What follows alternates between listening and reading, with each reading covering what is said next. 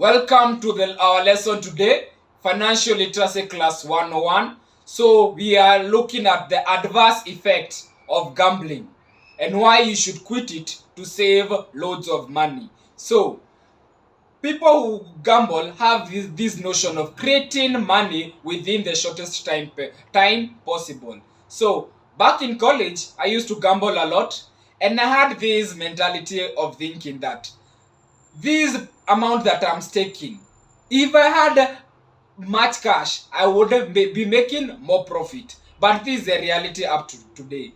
Those people who can be able to stake even times 10 or times 20 of what you are staking. If you are using 100 shillings to gamble, 100 shillings to bet, there's a person who can afford 3,000. They are not gambling. So if gambling was legit, this person who can afford times 10, times 20 of what you are staking, they would invest so much heavily on that gambling.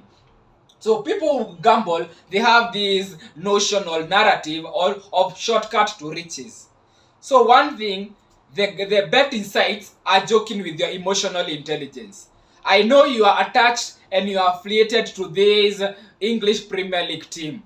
So the betting company uses its psychology because it knows once they pose a query to you, which one between team A or team B will win, you will tend to attach yourself to the team that you are emotionally passionate about. So when it comes to making decision, you will not make a rational or logical decision, but you will make an emotional decision because you are attached to a certain team.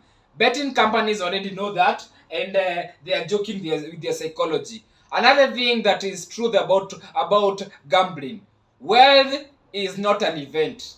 It's a process, and it takes time. You have to respect that. Otherwise, you'll end up in a big mess. Wealth includes value addition. So people who gamble do not believe in this. What is value addition? For you to make wealth, for you to make money, you either have to provide a good, a service, or add value to something. Let me give an example of Mama Mboga. Mama Mboga goes to the grocery or to the market, buys 3 onions at a shilling of at 15 shillings. Then they transport it, bring it to your nearest location where you live. Then they'll sell it at 20 shillings. That's a profit of 5 shillings. So that is why that value addition, they've added the value, they've moved it from the main market to their grocery, and that is why they are getting that. So people who gamble don't believe in that. But something with people who gamble is, people who gamble, should you have a narrative of saving money? The amount of money that you spend in gambling, if you enroll in a money market fund, or you involved in you engage yourself in a saving plan, the amount that you normally gamble directly to savings, within 1 year you will be very successful. Another thing, when you start something you don't understand at the expense of quitting what you don't love doing, that is simply also gambling. So if you find our content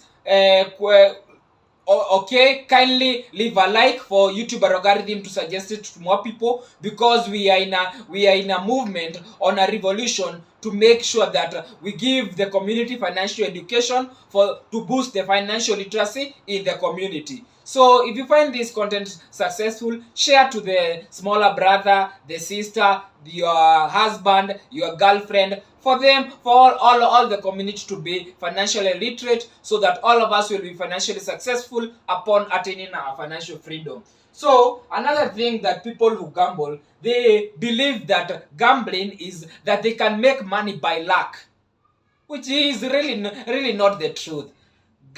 For you to make money, you don't have to gamble. For you to make money, you need to implement 5 things: hard work, consistency, persistence, strategy, and valuation of the economic factors. If people who gamble believe that they are very unique, and with luck they can just predict something, which is based on their emotional with their emotions, and they'll be successful. So gambling is detrimental and very toxic. So it normally have that negative adverse effect to your mental health.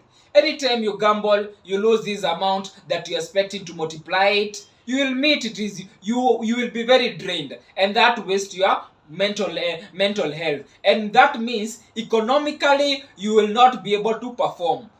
If it is your duties, even socially and psychologically, it will affect you. So that is why we have all the reasons to quit gambling and focus them cash that we normally focus in gambling, we direct it to savings or maybe to other investment.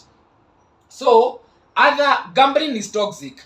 People who gamble, they always have this scapegoat. They always have to blame something. If somebody is gambling, they always have to say, maybe leo sikuanalyze bet vizuri, hii team ilifanya hivi, kama hii team ingefanya hivi bet yangu ingeingiana. These are all scapegoat. They do not have that acceptance that I'm doing the wrong thing, I need to quit it and I can do better. You get it? It is very difficult. Another kicker that we are giving, remember we are in Financial Literacy Class 101. To get more of our financial advice, head to our YouTube search browser, type as one word, @Financial Literacy Class 101. Subscribe, you will find more tutorials where we give financial advice about different narratives in life. So our kicker in financial advice to boost financial literacy in the community is, if you still believe in gambling, I'm posing this challenge to you. Pick a book. We are on 1st July 2024. It depends when you are watching this video. 1st July 2024, the month is starting. Record all the gambles that you do.